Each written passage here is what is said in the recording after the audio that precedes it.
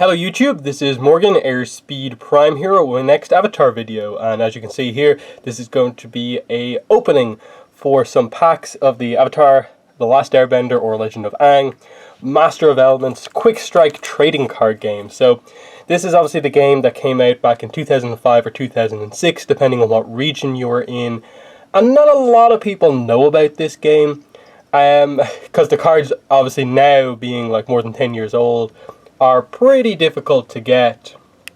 So let's get into opening these. I've done them before. I've opened some packs before. I've covered the game on my channel previously. There's not a lot of videos out there on YouTube about this game. This is probably one of the few that will be added to that, because these packs are kind of pretty hard to find. I managed to find some of them on eBay, so I just bought them because it's a really cool game, and I have a decently sized collection of these, but not a lot. But anyway, let's just jump straight in. So here's a pack, Avatar The Legend of Aang. The reason it's not The Last Airbender is because these are UK packs, and obviously the show over here in the UK and Ireland was called Avatar The Legend of Aang over The Legend, the Last Airbender. So that just means that they're UK packs from the UK printing, of course, of this set. And it says here, 1 chamber card per pack. That's kind of like the gimmick of the Quickstrike game. These really thick cards that has a little bit that pulls out of them.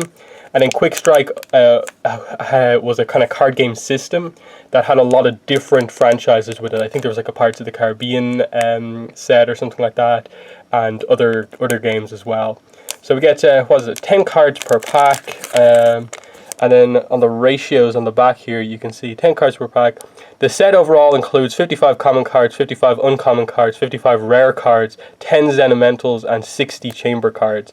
When it says 60 chamber cards, it's more like 10 chamber cards, and then there are 6 kind of different versions of that chamber card. But you'll see what I mean when I get into opening it.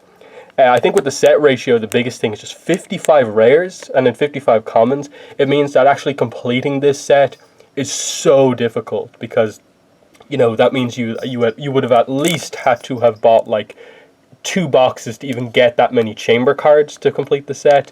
And then given that there are rare chamber cards, uncommon chamber cards, it's like even crazier. So like barely, I don't think anyone has like a full set of this. Maybe someone does, but it's pretty hard to get, seeing as this game only got 1 set. So let's get into opening it.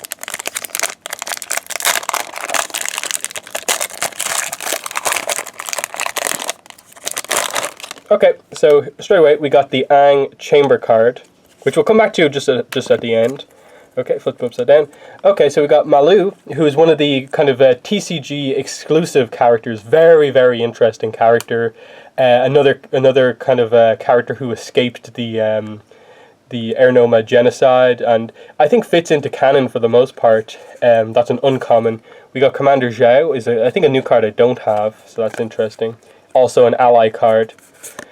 We get Windmill Dome, which is pretty cool. It's hard to tell. Is that Afiko or I think that's Gyatso. So you know, this game is also one of the few games to actually, in its art, showcase anything about the Air Nomad genocide. So you can see like Gyatso here fighting firebenders as our uncommon. Here's our rare, Jojo the Kissing Bandit. Unfortunately, I already have this, and given that rares are obviously the where my collection is lacking, this isn't the best thing. But Jojo, another one of the TCG exclusive characters. She is an earthbender, and the idea is that she basically kind of tricks guys by luring them in and then stealing from them.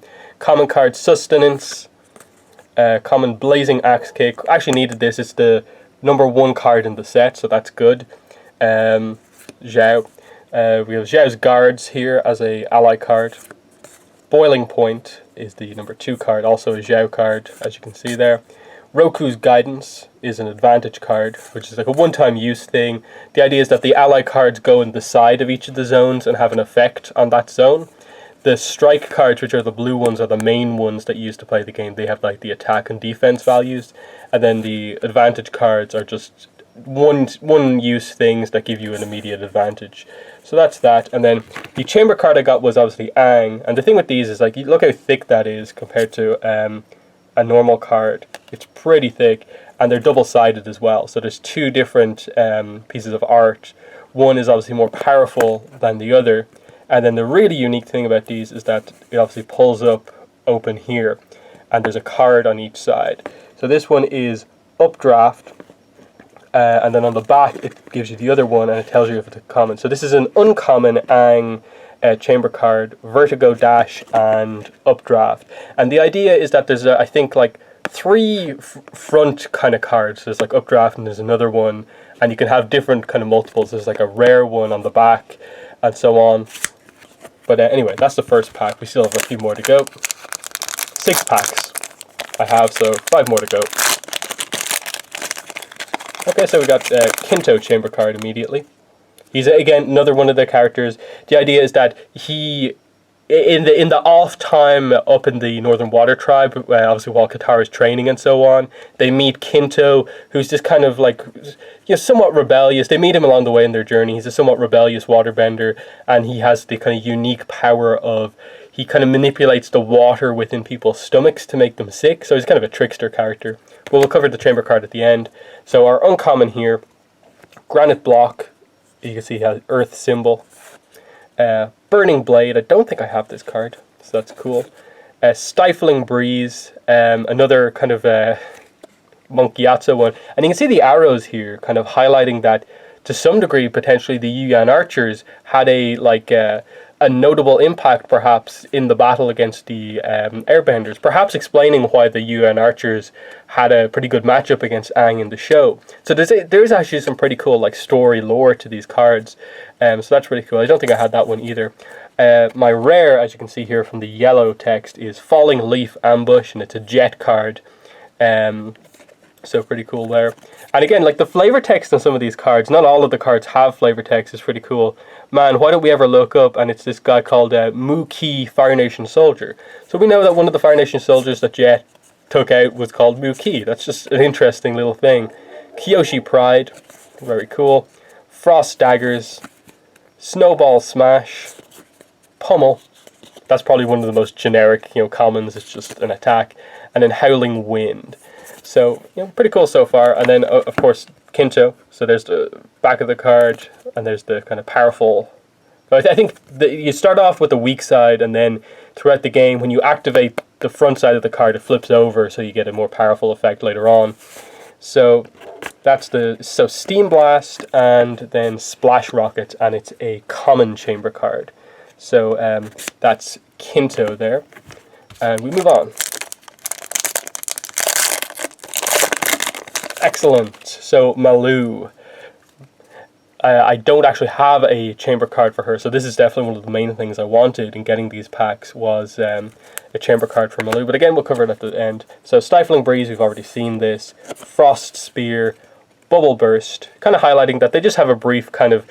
The story with Kinto is that they meet him, and the group has a little fight against him. It's not established to be anything particularly notable. It's just, he shows off his powers and kind of impresses them, kind of chases them.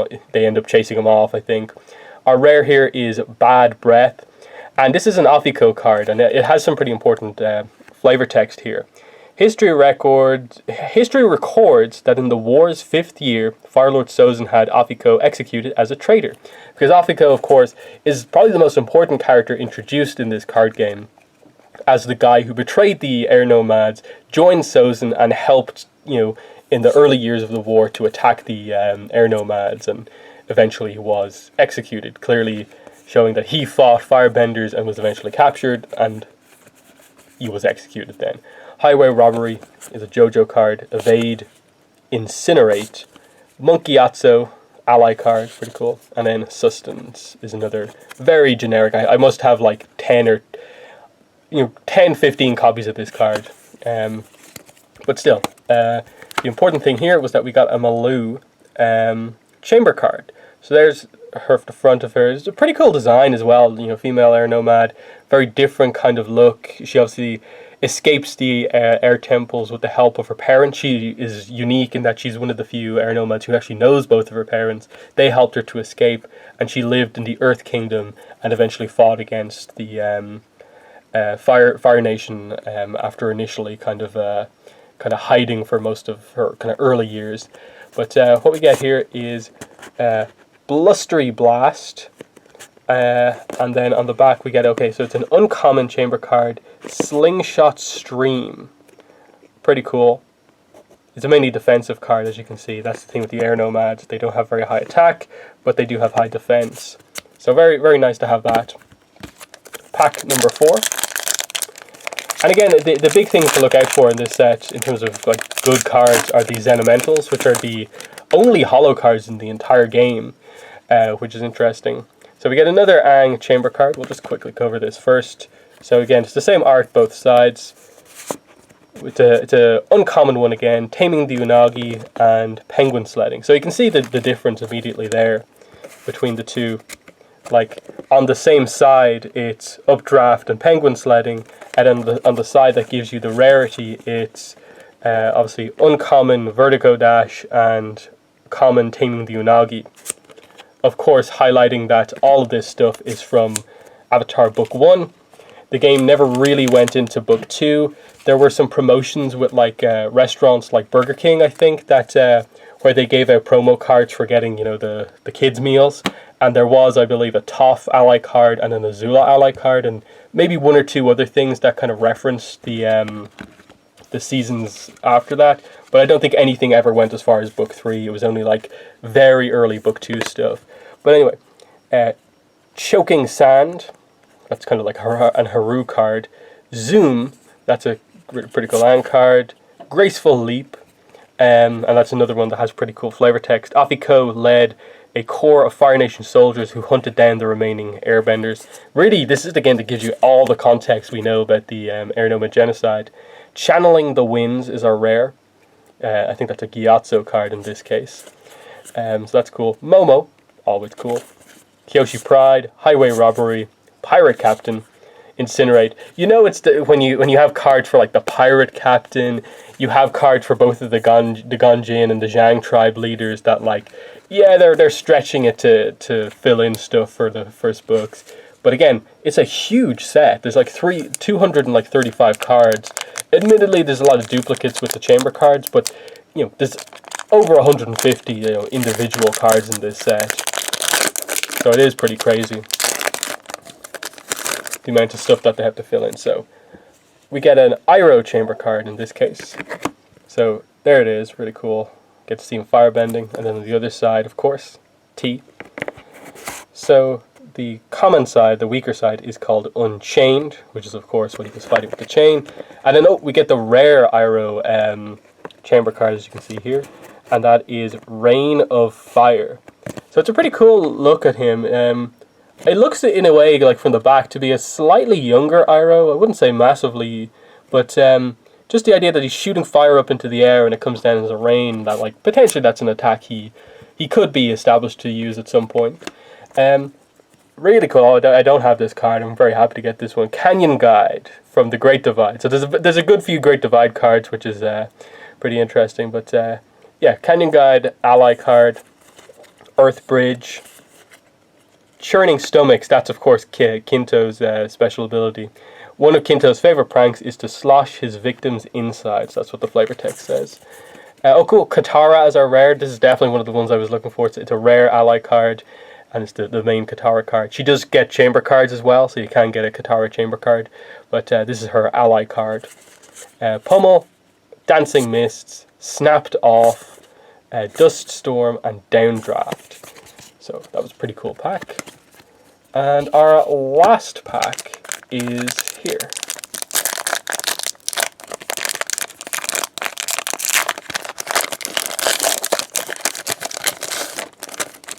Excellent. So we get an Afiko chamber card first up. There he is. Look at that beard. Look how evil he looks as an airbender. You know, the guy who made being an airbender villain cool before Zahir, basically, this guy. So what do we have here? Tornado Punch as the basic side of him. And the other side is Suffocating Void. So that's really... That's the idea that, like, he maybe didn't quite do the exact same technique as Zahir, but for sure this guy is known for sucking air out of people's lungs to hurt them. And you can see him here fighting Earthbenders, clearly on behalf of Sozin in this case. And so this is the guy where like that technique debuted with. It wasn't Zahir, it was Afiko. And it's amazing how few fans know that. Or just know Afiko as a character in general. So Flying Staff technique is an uncommon. Single Water Whip, of course. Canyon Sprint. Our rare is Flying Fire Fist. Zuko attack. Boiling Point. Teeth of the Dragon. There's like 3 cards I think here. It's like Teeth of the Dragon, Breath of the Dragon, and then is it Fang of the Dragon I think. And they all their flavor text kind of link together, and they're all Iroh attacks. And the flavor text is actually quite interesting with them. I don't know what to make of them, but they're all similar to this. Let the dragon seek my favor, laughed the foolish king. And it's from something called the Dragon's Parable. So really, really interesting stuff. Canyon Crawler Clash. Definitely don't have this card before, so it's pretty cool. Canyon Crawler card. Burning Disc. Pretty sure I don't have this card, so that's good. The flavor text here is pretty funny. A fireball flattened by rage. Hard to control, but even harder to defend against. And then, oh, here we go. Tongue of the Dragon. So that's the other one. It's Teeth, Breath, and Tongue of the Dragon. Is an Iroh card. So the flavor text here is, at dawn, the king awoke to burning skies and saw true power. Dragon's Parable. So what's the order on these? So yeah, it's card number 36, and then obviously the other one is 37, and then this is 38. So the order is, let the dragon seek my favor, laughed the foolish king, then something else happens, and then at dawn the king awoke to burning skies and saw true power.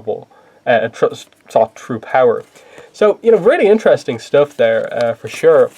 You know, I'd say overall, like, I think the main thing would be, like, I got the Malu Chamber card, which I didn't have before, and then the Katara Rare that I got. There for sure was a good few cards that I didn't have, but considering that, like, I'd say I only have about maybe just over 100 cards from the set, it's kind of odd that, you know, from 6 packs, I felt like I only maybe got about, like, 6 or 7, like, new cards as such. But, you know, it just speaks to how difficult this set is to overall get. Because I got 6 packs here and I didn't get a Xenomental. I don't really know the ratio for, like, per box, what the whole Xenomental, like, card ratio is. But that's that. Let me just quickly check my folder here to see do I actually have that other card of Iroh. The other one with the dragon card. So I went past it. I don't actually, so that was actually my first time getting those dragon cards. So that's interesting. I'll probably do some sort of an update video in a few days, maybe, to cover like my collection of cards and show off my binder that I have of all my cards. But yeah, for now that has been the video on the Avatar Quickstrike card game. If you have any questions about the game, let me know in the comments below. And I'll be sure to answer them if I can. But yeah, that's been the video. Thanks for watching, and bye.